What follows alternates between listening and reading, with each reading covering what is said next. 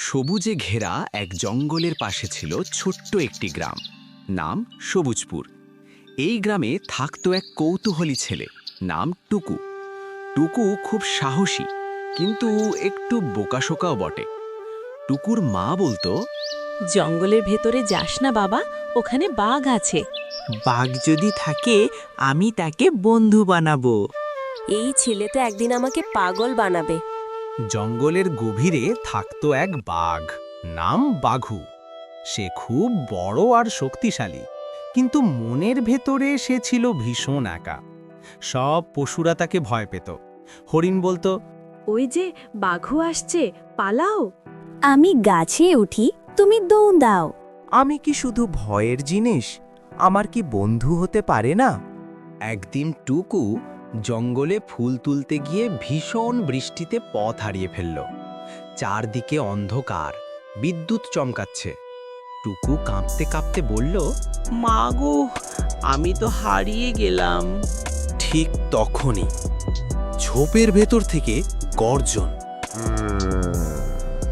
হে আল্লাহ, আজ মনে হয় শেষ।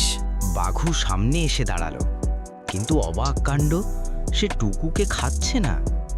বাঘু জিজ্ঞেস করল, তুমি কাঁপছো কেন ছোট মানুষ? ও, বাঘ কথা বলে? কার্টুন গল্পে সব সম্ভব। তুমি কি আমাকে খাবে? না, আমি খারাপ নই, আমি একা। বৃষ্টি আরো বেড়ে গেল। বাঘু বলল, আমার গুহায় এসো, ভিজে যাবে।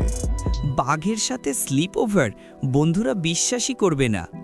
গুহায় ঢুকে তারা গল্প করতে লাগলো। টুকু বলল, আমার বন্ধু নেই, সবাই আমাকে বোকা বলে। আর সবাই আমাকে দানব বলে। দুজন একসাথে হেসে উঠল। সেই রাতেই জন্ম নিল অদ্ভুত এক বন্ধুত্ব।